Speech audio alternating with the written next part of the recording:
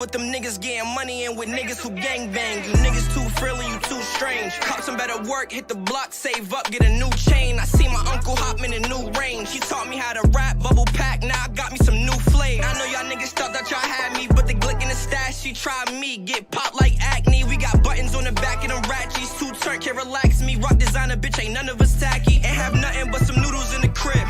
On that demon time, I move crucial with my blick. Baby, I'm a blood, but I be grooving with my sig. I be getting paranoid, bitch, don't be moving through my crib. No, it's RMSG, and I started this shit with Miz. Vamping in the jacks, they know I did this shit with shiz. We really put that bat on ass. We don't talk about them kids. They know I'm from the trenches, so it is what it is. Yeah.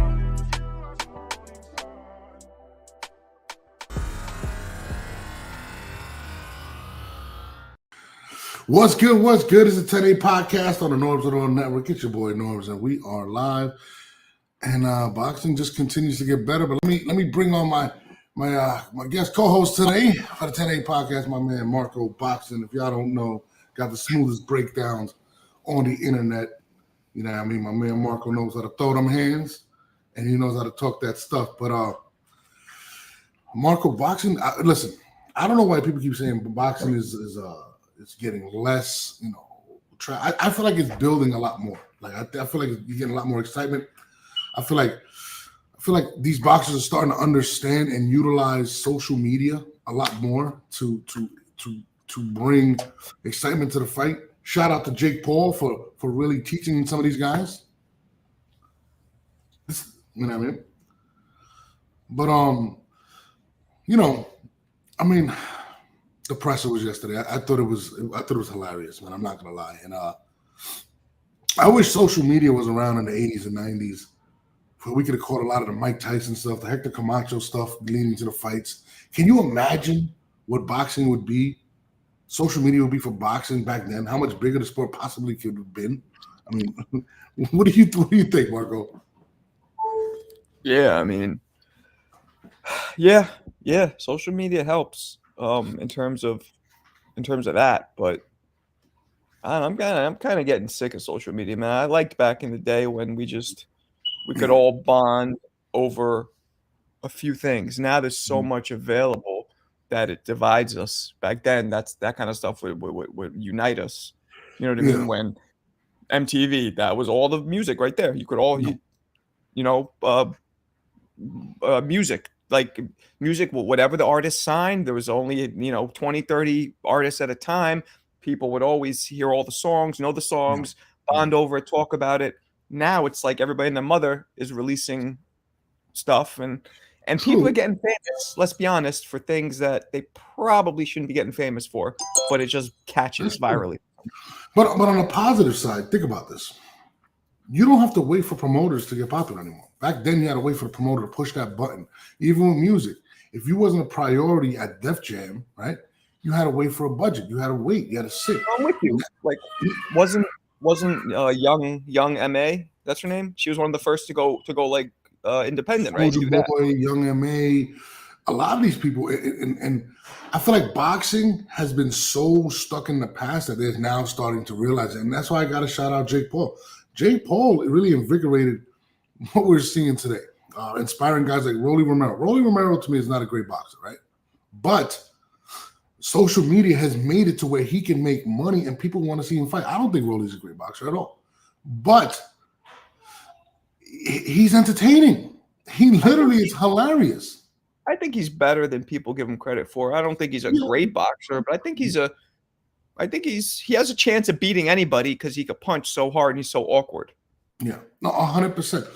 But like social media, I think, is allowing these guys to kind of more so dictate what they can do in their careers. And that's why you have to take your hat off to Ryan Garcia, what he's trying to do right now in promoting this fight.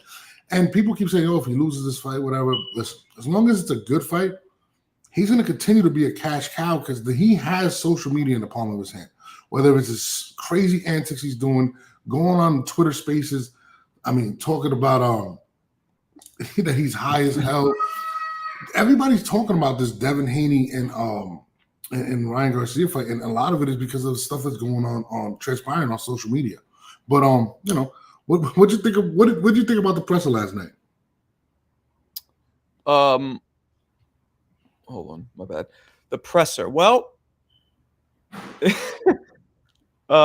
it's different. I thought Ryan bit off a Teofimo's Stilos a little bit by bringing in like circus girls twirling circus batons and hula hoops and stuff. But Ryan knows how to sell a fight. You know what I'm saying? Ryan, though, like on a serious note, he seems like he's on the verge of snapping mentally. I think this is a lot of pressure for him, which is weird because the Gervonta fight was bigger. Yeah. But for some reason now, this is going to maybe push him over the edge. Go ahead. Well, to your point with Gervonta, right? Yeah, that fight was bigger, but he didn't suffer the loss or the embarrassment he suffered before. He hadn't lost yet. Right. Yeah, so but to an extent, though, Norbs, to an extent, there's more pressure. There's less pressure when you already lost. So there should have been more pressure then because he was undefeated. Now it's like, okay, I lost. The pressure is more on Devin not to lose. Absolutely, but I will say this: Devin is a lot more mature, and Ryan's pressure is not really from boxing. It's the social media announcing his divorce over the day after his wife gives birth. Just doing a lot of things that just don't make sense. So I think his pressure more so is the media pressure, the social media. This way though, yeah. I grew up in New York City. I grew up around a lot of people who were celebrities. I grew up around a lot of people who were in the entertainment business and then became famous as I knew them. People who were famous. I knew some child stars.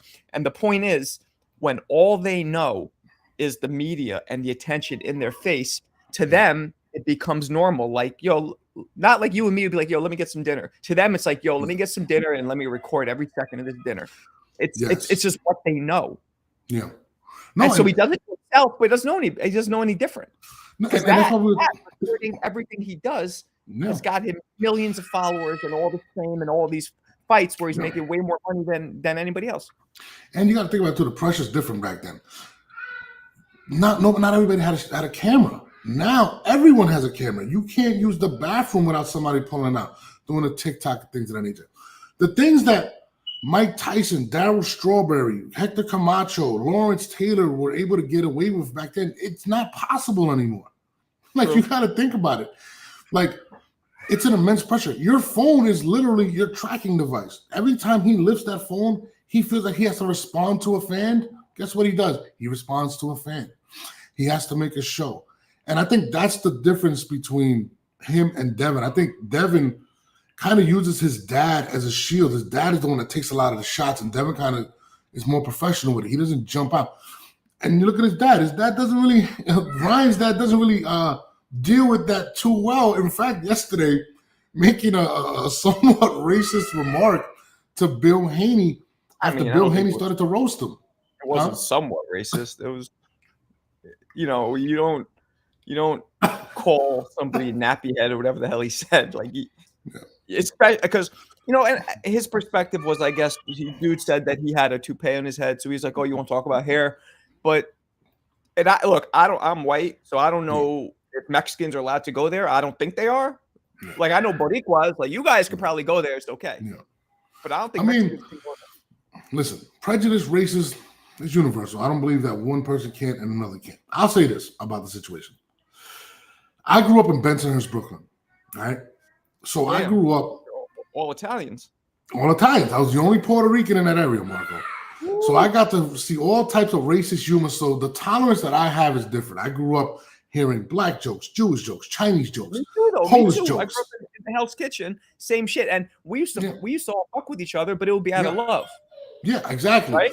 So, 100%. So to me, it's a lot different. You know what I'm saying? I think times are more sensitive now. We could listen to Richard Pryor. Richard Pryor wrote Blazing Saddles. People don't know that. Most people don't. Blazing Saddles is arguably one of the most racist movies, but it's hilarious. You know what I'm saying? The times now are completely different. So I get it. And to me, with Ryan's dad, he was just caught off guard. He didn't think that Bill Haney, who, by the way, is absolutely hilarious. I think he's hilarious. You're frozen, by the way. On my side, your video is totally frozen. Oh, am I? No, I'm good. You're oh, there we go. It just came back now. But yours was frozen. Okay. But listen, you can even tell with Ryan's family. His mom was talking, "Oh, Ryan's a good kid." Like they're not handling this pressure like it is. And Bill Haney's built for this. Bill Haney understands this. You know what I'm saying? Ryan's pops, not so much. And listen, he's also being ridiculed for a bunch of things. Ryan, it's a lot of pressure. He took a lot of hits off of that. The way he looked against Gervonta, he continues to bring up Gervonta, continues to make excuses. Wants the rematch. Let's be honest. And I'm not trying to shit on any fighter because just to get in there, I know what it takes. But Ryan did quit. Yeah, he did. And the reason why it makes a difference is because when you get hit with a body shot, I don't know if you boxed before, I forgot, but no. If you get hit with a body shot that's incapacitating you, you fall, you wince. Like, do you remember when Roy Jones knocked out Virgil Hill? Do you remember Virgil Hill's face? He was like, yeah. Ryan, he didn't look like he was in that much distress. So that's why he's getting that kind of critique. If he was on the floor like, nobody would have said anything. So you feel like, because I remember Mickey Ward. That was his punch, the liver punch. You know what I'm saying? He took so many people out with that. So I don't know. People do react to pain differently. I'll tell you that. But I don't know. I mean, I get it. But again, that goes with the media pressure, with the social media pressure that Ryan Garcia sees that nobody else sees. He's constantly being called out for quitting against Gervonta, which was, again, a huge fight. What did they sell? 2 million pay-per-views or some crazy number or something like that? Something like that. So, and that's not even counting the endless bootlegs. It was seen globally, and this is a guy that continues, whether it's Instagram, whether it's Snapchat, whether it's TikTok. He's constantly on these things. He doesn't take a break from it. You know what I mean? So his pressure is crazy. Even like the other night, reverting to putting out the fact that he's smoking bud. Devin Haney comes out and says he's drunk at the pressure in New York. Those are signs of somebody that can't deal with the pressures. And I think, if he's getting drunk and high at the presser, that's definitely not a good. And think about this: we just had Keyshawn Davis fight the other night, right? Maybe like a month ago, whatever. And the entire night, what are they talking about? Keyshawn Davis was suspended for smoking weed. He tested positive. They took away his victory of his previous fight, and they made it a no contest. He got suspended for 90 days. This is all of this being out there. I didn't even know you can get suspended. But it's different between smoking weed on your off time, like Keyshawn probably did. No, 100%. And showing up to pressers and. Yeah. No, I'm with you. I didn't know the rules, but regardless, you don't want that light on you. You know what I'm saying? And now you got to go through training camps. You got to go through those things without none of those vices that you are leaning upon now. So how will that affect them in training? You know what I mean? So there's a lot of things. Listen, some people become alcoholics. They can't function without it. I'm not saying that's what Ryan is. Some people become dependent on weed. There's people that do that. And you got to remember, too, this is somebody that backed out of a fight already because of mental health issues. And the pressure has become way more immense now than it once was before. So I don't know how this is going to affect him going into this fight. I don't believe that he is prepared for this fight. I'm going to be completely honest with you. Even all the crazy antics is more of a deflection of what he's going through. He's deflecting what's going on with him right now. He's trying to put on a show. So to me, his actions are making me real nervous for this fight. I didn't believe Haney could stop him until now. And that's just being honest. I don't know if he could stop him, but I mean, I don't think it'll be a one-punch combination. I mean, I'm saying, but I believe it can be him just taking a pouncing, maybe similar to like a Mayweather Gotti type of situation. You know what I mean? Haney's gonna box his tube socks right off. That's it. He's gonna box his socks off all night. I think Haney is gonna beat him. I think Haney could potentially beat all of them. I'm not so sure between Tank, Haney, and Shakur. Shakur only because he can stay away so beautifully. Maybe not beautifully is the right word. So well, because it's not beautiful to a lot of people when he stays away. No, but listen, I'm with you. I definitely think he beats him. I think he beats Gervonta, to be honest with you. Shakur is a question, but he doesn't seem to be as engaging as Haney has been in his last couple fights. Haney's been engaging. He's been in the middle of the ring. He's going. Shakur has not been so much. People are more excited to see Devin at this point. So I would still favor Devin. I don't favor Devin against Teofimo, though. That's who I don't favor him against. I think Teofimo is one of those guys that if you're in front of him, he does everything well. He can punch. He can go in and out. He's very athletic. He can match his athleticism. So to me, that's the biggest question mark for Devin Haney. But outside of that, I'm with you. I don't see any of those guys beating him at this point. Yeah, I don't know. Yeah, it's hard to tell. I used to think Tank was the best of them all, and he still might be, but it's hard to tell. I think Tank's the most dynamic, and I think he's the most exciting. But I will say this: in the last couple fights, which was Rolly and I forgot who it was, and even Ryan, I feel like he's not active as much. He kind of sits and then waits to put you out. And fighting a fight like that against Devin Haney is not going to win you a fight because Devin doesn't take big chances. Devin stays active, but he's also protective, and he takes the rounds. He's comfortable taking those rounds. So I don't think that will bode well for him because I feel like he would have to be way more active. But on the flip side of that, I don't think that he believes that Devin can hurt him. And we've seen what he did to Santa Cruz when he just walked through Santa Cruz and just finished him. So, I mean, it's an interesting fight. I would love to see it happen. I just don't see it happening anytime soon, to be honest with you. But back to this Devin Haney-Ryan fight. What else did you take out of the presser in regards to, we all know that mentally you don't feel like he's there. How about his body and things of that nature? I know he said he's walking around at like 170 or something like that. Do you feel like he's a little? He seemed a little. He put on weight, but it seemed like he's just eating more. He seemed a little. I don't want to say fat. He's not fat, but it seemed like that's not his natural weight. It seems like he's putting on weight, but naturally he should be a little thinner. I agree, and again, I don't want to go to the alcohol. But sometimes I've seen a lot of my friends that when they start drinking a lot, they put on that type of water weight, and that's what it kind of looked like, and they don't look healthy. He just doesn't look, to me personally, like right now, Devin looks like he can go for the next, he could go right now. To be honest, Devin looks good. He looks sharp. He might pull out Ryan, and we might have Arnold Barboza jump in. Oh, my God. That would be crazy. Probably not, but it is because Ryan doesn't need this fight. He needs it maybe for his legacy because he's still yet to beat one of the great fighters of his generation. He's still yet to beat one. He's only fought. This would be only his second one that he fought. Yeah. But financially, he doesn't need it. So no. And like he makes money outside of it. He's a model. He does these ads. He makes a lot of money. But you're right. He didn't need this fight. And in fact, I'm glad you brought that up. Floyd Mayweather actually gave him good advice to take Rolly instead of Devin. In my opinion, I feel like he had a better chance to beat Rolly and extend his career and get more checks. And he went against it. Well, he agreed. Right? I don't think he went against it. Rolly signed to fight Pitbull, so it was too late, I think. No. Remember, they announced it at first. And if you recall, De La Hoya kind of put out like a threat in a sense, where he said he did like a blog and he says, well, back in the day, and he was referring to Floyd. When a fighter would interfere, when a promoter would interfere with a fighter and their promotional team, it would lead to other things, which basically meant the lawsuit, which was tortious interference, right? And then he kind of backed off. It looked like Floyd backed off of the situation, and then the Devin fight happened, which now kind of sparked the beef between Devin's camp and Bill Haney's camp. Devin's camp and Floyd's camp, which actually ended up leading to the tape, the footage that dropped last night.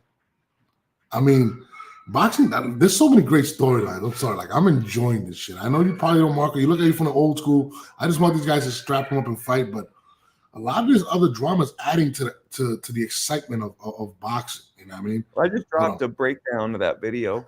Literally, just I dropped. I kind of break it down. I stop it. I rewind it, slow mo some of the because there's not much to work with. It's only about 1 minute and 50 seconds. It's about 1 minute and 30 seconds, something like that. But I just dropped the video and about it. So I'm pretty educated in that video because I watched it a couple times over, slowing it down and everything. So what was your take on the video? It was clearly greatest hits remix. You know what I mean? Like Yeah. it was doghouse sparring at Mayweather's gym. Mayweather, by the way, is in the ring. Doghouse sparring in Mayweather's gym is 20 minutes sometimes straight, no breaks. So, and that's minimum. So we're doing 20 minutes straight, yet we're seeing a minute and 50 seconds. So now, if that minute and 50 seconds of 20 is all of Tank's greatest hits, well, you start wondering, okay, maybe Tank didn't get the better of Devin in this session, because there should be 5 minutes. There should be a lot more of greatest hits. But again, we don't know. Maybe that's just what they decided to show. So what we do know is this. I think I always forget the name of this podcast. It's a really good podcast. You're on it all the time. What's it called? Anyways, Who's on it? I watched it. Huh? Who's on The it? Voice? The Voice? I think it was The Voice. Oh, the Boxing Voice, yeah, with Ness. Yes. Yeah. So the Boxing Voice with Ness. Shout out to those guys. Bill Haney was on there, and Bill Haney says it's interesting because it kind of violates the written rules, quote unquote, or unwritten rules of boxing. You're not supposed to put out the sparring sessions, right? And he says that I'm just saying, it was only a minute and 30, and he actually, Haney actually walked out with the money. Haney actually won the sparring session and got paid. And in fact, Tank's dad, I think, had to pay Devin Haney. So there's a longer video. Right. So when you look at the video, it looks like Tank. And here's another thing. I put out videos a lot, right? Sparring videos. And a lot of what people say, oh, it's sparring. That doesn't mean anything. Anybody who's ever boxed, who's ever sparred for real, like in a competitive, not just went in a couple times, knows that sparring, 80% of the time, people are going all out. There's only one difference in sparring than there is in a real fight. And that is, if you hurt somebody in sparring, 9 times out of 10 is when you just take a step back. You don't go for the kill. But you're trying to get them to that point. You're trying to get them to where they're about to go, then you step back. So that's the difference. When people say sparring is sparring, no. Most of the time, it's all out, with the exception of right before somebody's about to maybe go down, or if you wobble them, you hold on. You good? You're good. All right, let's keep going. So in that sparring session, Tank was trying to take Devin's head off. At one point, you remember he had him. He threw him off. He was just doing everything he could to get him down. Yeah. Which shows me that Tank was getting frustrated. There's a 16-year-old kid who has less experience touching you up. And he's 19, 20 years old, bigger. 20, 21. Yeah. So maybe Devin did get the better of the whole sparring, but we don't know.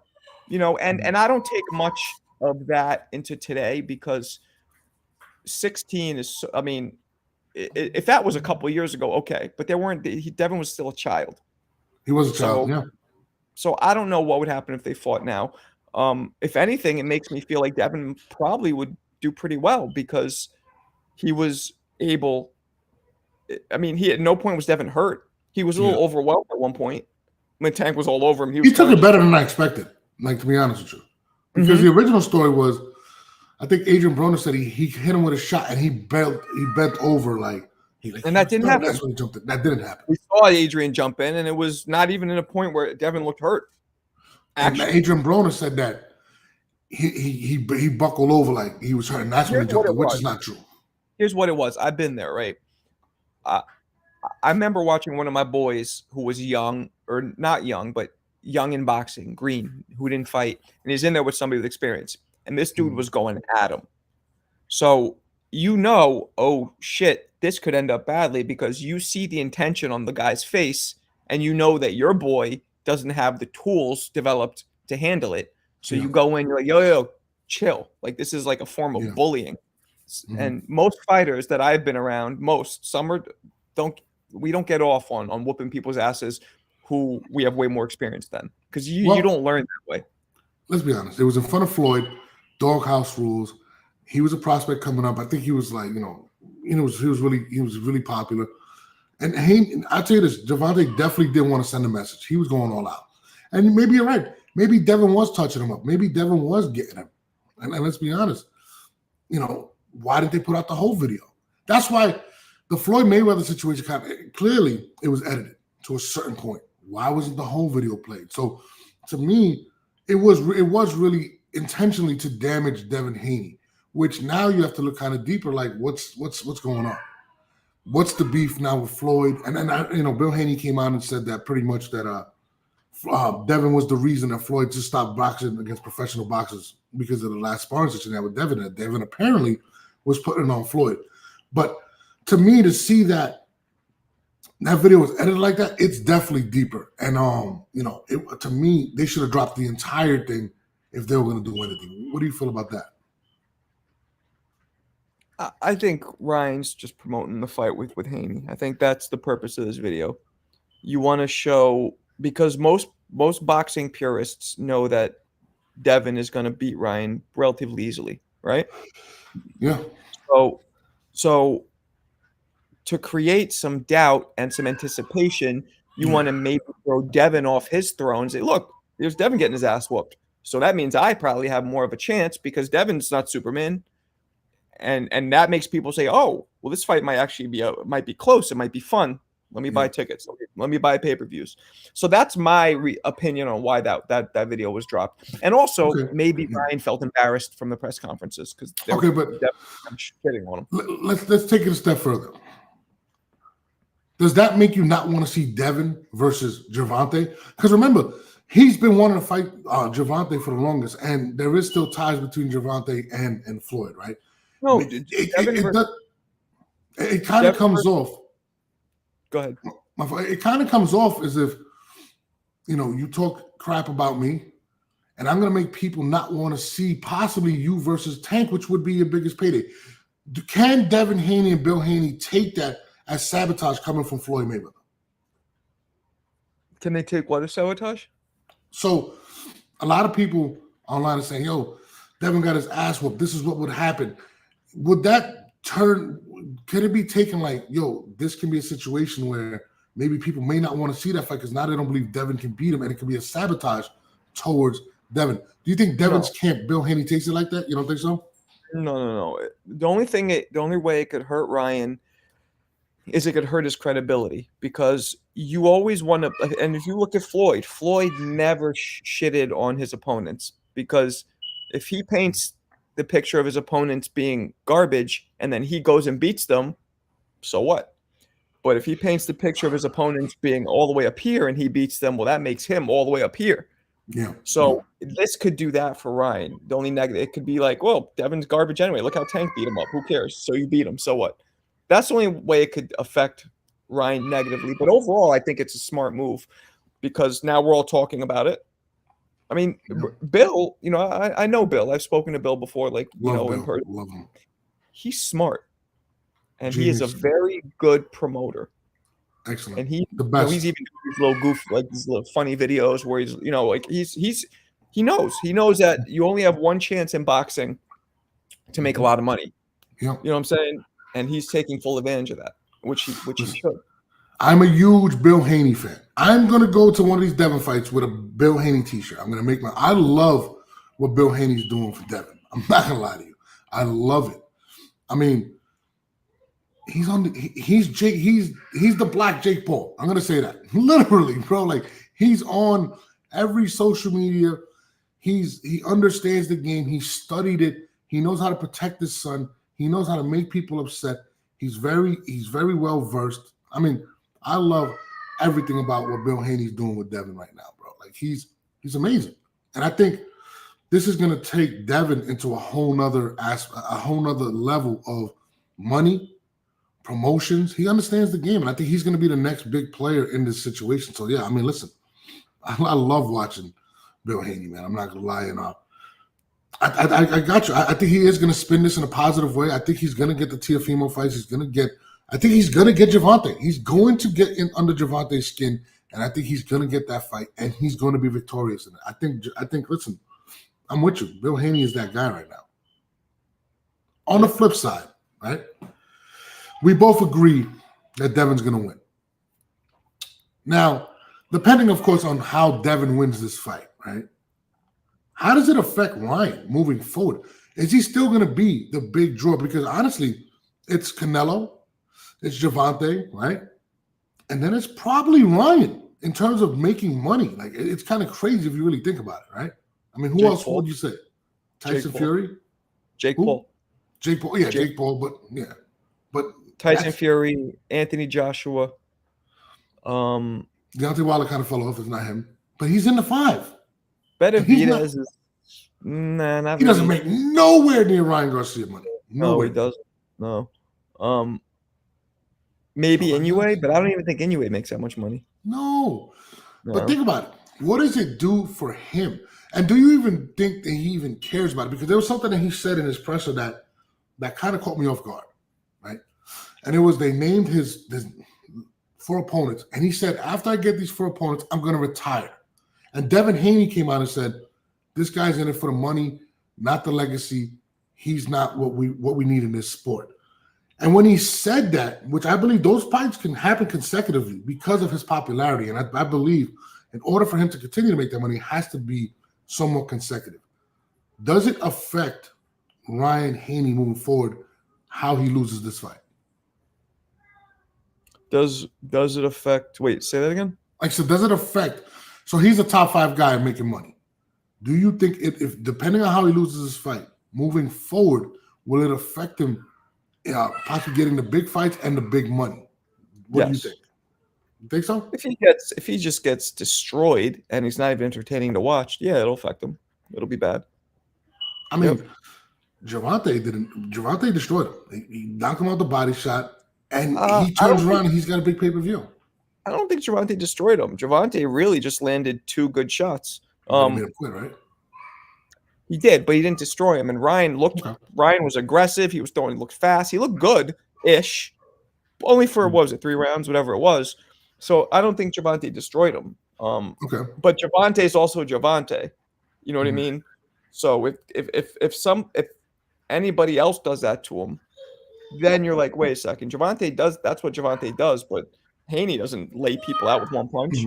So yeah, it could affect him. Yeah, like at this point, all losses are going to affect him, and it matters who he's fighting and how the loss, what kind of loss he takes. Yeah, you know what I mean?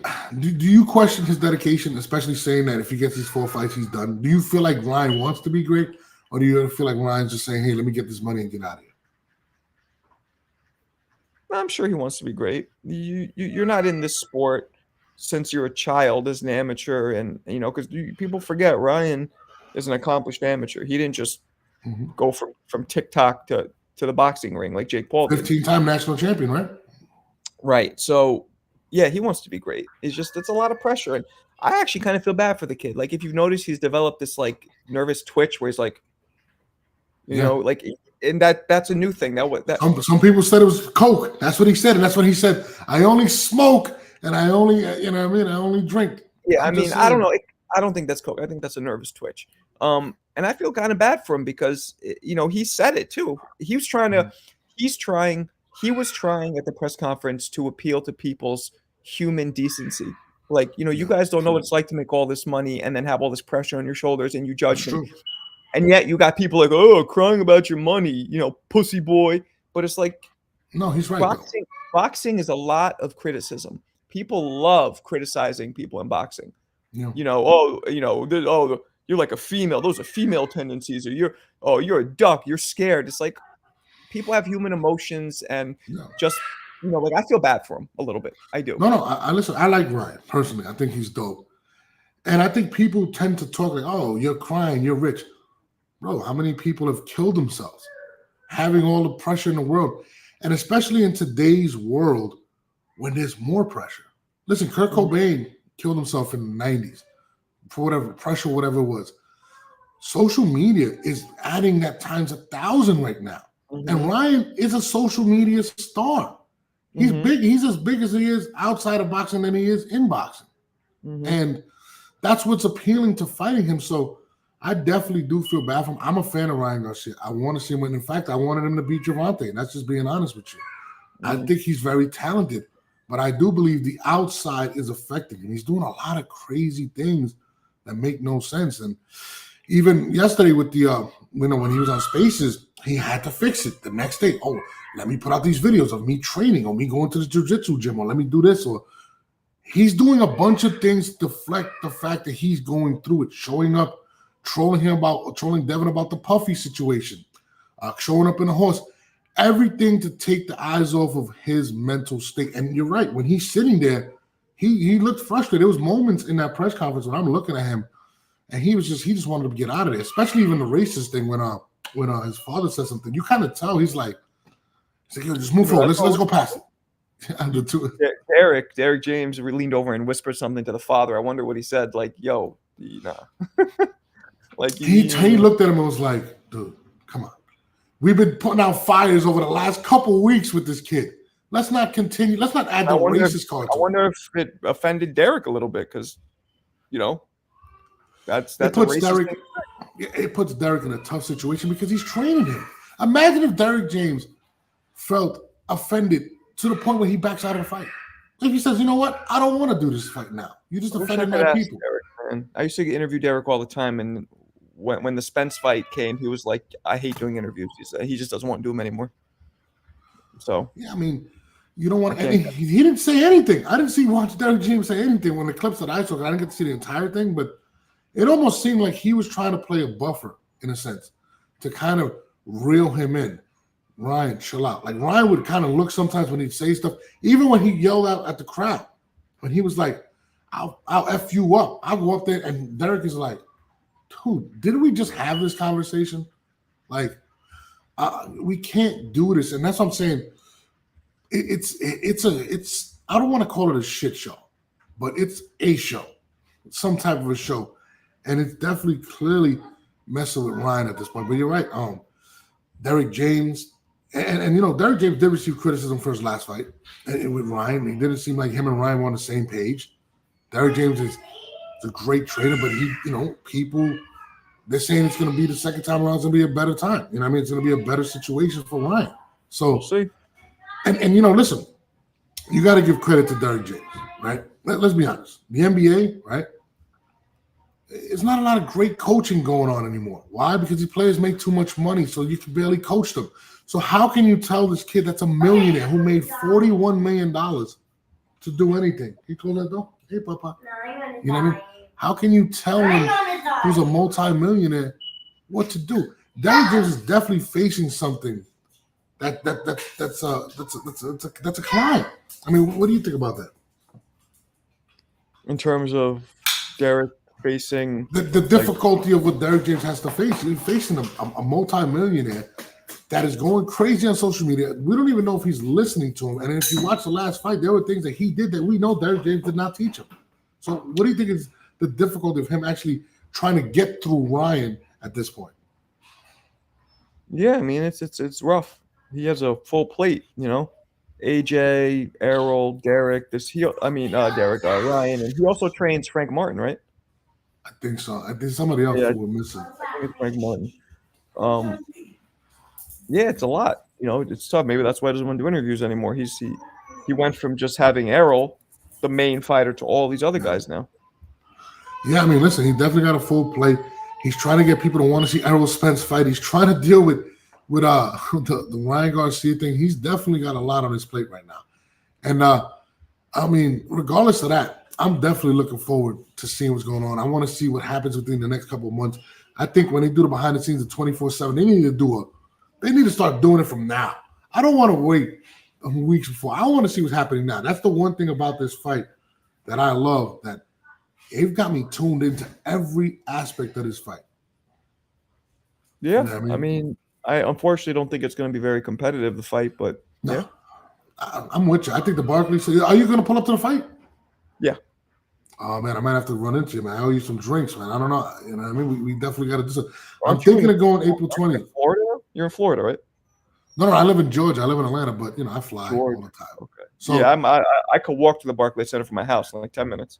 Oh, you live right there. So, no, I definitely got to pull up there. I want to see the fight. I'm with you. I don't think it's going to be a very competitive fight. I think Ryan has a puncher's chance, but I think he really has to, like, literally, if I was Derek James, I'd take his phone, I'd put it in a safe, I'd lock it away, have him train somewhere where there's nothing, no social media, there's no internet. There's just water, food, and training, and get this kid right. Because The phone is going to be his downfall at this point, fighting Devin Haney. I think they have to refocus him, and I wonder how Derek James is going to do that. I mean, you think it's a possibility? Listen, he needs to do some Rocky versus Drago type of shit right now. Get him out in the woods. Yeah, something. We'll see. I don't know what's going to happen, but it'll be fun to find out. No, I'm definitely looking forward to it, man. One more thing before we go. I don't know if this is true, but they said Munguia is the name right now for Canelo Alvarez. I wasn't too excited to hear Berlanga and Canelo. I think it was, trash. What do you think about that whole ordeal at this point between Canelo's main fourth opponent, whether it's Munguia, whether it's everybody, of course, wants to see Benavidez? What do you think? Don't get me started on this shit. Marco, tell us, man. You got to tell us, man. The fact that Tank is going to fight Frank Martin, the fact that he's not fighting any of the four horsemen, Tio, Shakur, Tank, Devin. You could even possibly throw in Subriel Matias. The fact that Benavidez is not fighting Canelo, I call this A-side diva behavior, right? It's A-side diva behavior. And I'm not just saying Tank. It's everybody's fault. With Benavidez, it's not Benavidez's fault. He's trying to fight. Canelo doesn't want to fight him. And at least in that instance, Canelo has a slight argument. Like, look, I fought everybody and their mother leading up to this. I've earned the right to fight who I want at the end of my career. Yeah. But the four horsemen, they should be fighting each other. And I'm not calling anybody a duck. None of them are ducking or scared. It's none of that. But it's A-side political obstacles. It's people getting in their ears. Their advisors, their promoters, their managers. Or if you fight this guy, you need to have 75-25. If you don't have 75-25, then you're not the A side, and then they're going to think you're a punk or whatever. I mean, that's basically what they're saying. Mm-hmm. And these are stopping all these fights. So to answer your question, like when I heard Frank Martin's fighting Tank, I was not excited. I was actually annoyed. He should be fighting Shakur or Tio. It should be Shakur Tio. Yeah, I'm with you on that. Or even winner of Devin versus Ryan, the winner of that. Lomachenko. You don't want to see that no more? I still would like to see him fight Lomachenko. That's okay too. Even that is acceptable. But so when you ask me about Munguia, I don't think it could be Munguia because that's another thing. Canelo's playing riddle me this, riddle me that, like he's doing cat in the hat. He's like, I'm gonna fight somebody. It's not an American, and it's blah blah blah. I'll let you know when. Think about it. It's like, what are you doing? Nobody wants to pay for. I would have been fine with Charlo, right? But why not just tell us who you're fighting or say it's not decided yet? What is this like dangling the carrot? Yeah. Like, what are you doing? I think with Canelo, he said not a Mexican, so it can't. No, 100%. He did say originally not a Mexican, but I think originally, but things changed. Yeah, originally. I think to your point, he doesn't want to be told what to do, and he doesn't want to look like the networks are dictating what he's doing. So I think that's why he's saying what he's saying. But I'm 100% with you on that. He wants to be in control. I don't like calling fighters ducks, and I don't know. I just think Canelo is avoiding Benavidez. Now I don't think he's scared. Mm-hmm. You know what? I shouldn't even say that because at this point, when somebody is a mandatory for 5 years, almost 5 years, and you don't fight them. And everybody and their mother universally agrees that Benavidez is the best opponent that could probably beat Canelo at 68. Yeah. Why are you not fighting him? The only thing I've heard Canelo say is, "Oh, Benavidez talks a lot, and you don't get a fight with me by talking a lot." It's like, wait, what? That's ego. That's ego. What? That's deflection. I didn't even hear that. That's crazy. That's deflection. So it upsets me. The answer to your question is I don't want to see him fight anybody but Benavidez.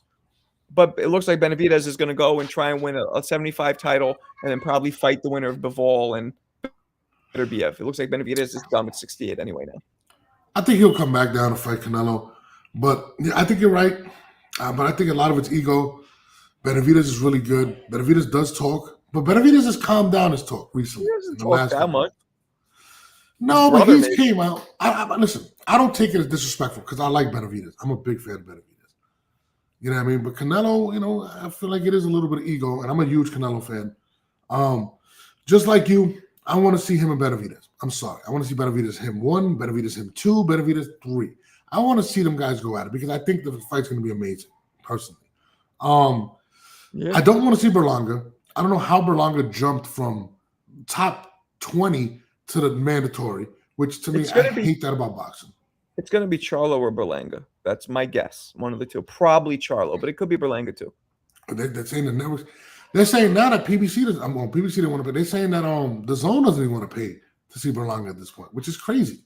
Like, what is it at this point? I wouldn't want to pay nobody, and this is not a shot at Berlanga. Yes, I'm Puerto Rican. I'm with you guys. I want him to get the opportunity to take care of his family. I'm getting inboxes from all the Puerto Ricans saying I'm a hater because I'm Puerto Rican, right? Berlanga's not ready for Canelo. Just being honest. He's not ready for Munguia. He's not ready for Morel. He's not ready. He's just not. You know what I mean? And it's not fair to these other fighters that should be fighting him, that are better competition, that he's skipping the line. That's my only take on Berlanga. Not to disrespect him and my heritage and my people, because these guys are really Marco, I got to show you, this is insane. I love the fact that he's Boricua. I want him to be successful. But he does not deserve this fight. No. And this could be the end of his career at that. Yes, he'll get a bag, but I think Canelo stops him in like 4 or 5, to be honest. So, I mean, it's not fair to me. And again, the politics of boxing, which you hate, I hate, he should be fighting Benavidez. The only thing I can say for Canelo is he shouldn't have to take what they feel like they have to give him. I feel like it should be a negotiation. He should get what he deserves. I think this is a huge fight. I think this is the biggest fight since Manny and Floyd. That's how I feel.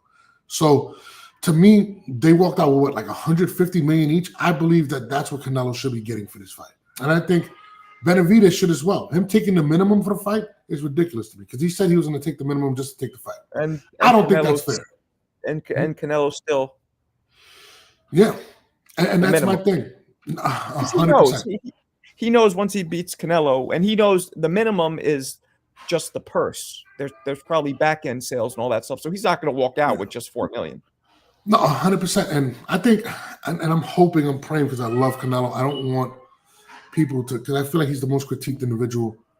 I think it's going to get to guaranteed $100 million, and then I think he's going to take the fight. I believe, in my heart of hearts, May of 2025, Benavidez and Canelo happens. I just don't think it's going to happen this year. I'm hoping so. And if it doesn't happen, then all the people that are saying he's a duck, and I hate to say this, I hate to say it, Marco, because I really love Canelo, right? I can't say it. It hurts me too much to say it. I got my Canelo t-shirt right here, Marco. I can't say it. I don't want to say he's ducking. But you get to a point where it has to happen. No, it's there's very few fighters who legitimately duck, and he's one of them at this point with Benavidez. He just is. It might be a business decision. It might not be out of fear, but he's avoiding. You want to say a better word that makes it sound less? He's avoiding Benavidez for whatever the reason. It doesn't make me feel better, Marco. It doesn't really make me feel better when you say avoiding. It makes me feel like he's still ducking. But he is. He is. So what are you going to do? You know what I mean? What are you going to do? He's robbing. His legacy is cemented, Canelo's. All he's doing is he's affecting the fans and Benavidez. Reynoso said something that I found interesting. He said not every big fight happens. Andre Ward didn't fight Triple G, right? He named various other fights. If Canelo doesn't take this fight, doesn't make it happen, how does it affect his legacy? Not really. You don't think so? Canelo's legacy? No, not really. How would it have affected Floyd if he would have never fought Manny? You don't think so? Not really. It'll affect Canelo's legacy more if he takes the fight and Benavidez stops him, which I think Benavidez probably would do. I think the Mexicans. I think Mexican pride is a motherfucker. It's a motherfucker. Mexican pride. I don't think he could look at the Mexican people, and this is just being honest, as prideful as Canelo is, everyone in Mexico is going to look at Canelo and have some type of ill will towards him. In fact, they asked the president of Mexico, Julio Cesar Chavez, and Chavez didn't want to answer the question. He seemed hesitant because he loves Canelo, but he did not want to say that Canelo's ducking him because he loves Canelo, and the Mexican people love Canelo. If he doesn't take this fight, there's going to be the asterisk in his home country, which he loves. He doesn't even charge them for pay-per-views, Marco, so you can't tell me it's not going to ruin his legacy. Nah, he's been fighting almost 20 years, and he's done a lot. It's not going to ruin his legacy. It would be. I'm telling you. I didn't say ruin, but they'd be an asterisk. I don't think so. I have to disagree with you, man. Okay. I don't think so. I think it's worse if he loses. And that's the problem. He knows that. I think it'd be more passing in the torch. I think it would affect his legacy worse if he loses. But, he just did lose to Bivol. So, but that was a bigger fighter. Benavidez technically is at 68, so it would look way worse. I think Benavidez is bigger than Bivol, dog. He is, but the point is, in an argument, you can't be like, oh, he went up a weight class. Nope, same weight class.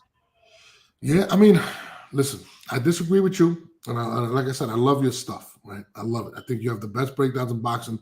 So, listen, if you guys watch Marco, his shit is fire. But I disagree with you. Mexicans all over the world, and listen, just like Chinese people, they're everywhere. Mexicans are everywhere. You're thinking now. You're thinking right now. In 5 or 10 years, the memory, the book written, nah. You don't right now, yes. Right now, yes. You don't think in Mexico they're going to say?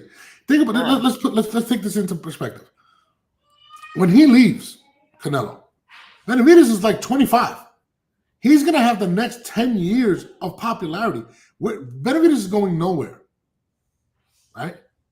He's going to be labeled, maybe not because he's not from Mexico directly, but he's going to be the biggest Mexican fighter in the world. Who? Mexicans, Benavidez. After Canelo's gone. I don't think he's Canelo's gone. They don't consider him Mexican fighter. Calls himself the Mexican monster, no? Tyson called him that. He didn't call him that. He called himself an El Bandera Roja, whatever that means. The red band. He's half and half. He's half. But he's American, so he doesn't. There's a difference between somebody whose mommy is Mexican and he grew up in Arizona, as opposed to somebody who grew up in Culiacan, Mexico, and doesn't even speak English. There's a big difference. And to be honest, he dresses like the guy from Manolo from Scarface. Every time I see him, that's what I think. He got the Versace shirts, whatever. But I just believe, man, and Mexican people will tell you this. The pride of being a Mexican. Listen, soccer and boxing is what they have, right?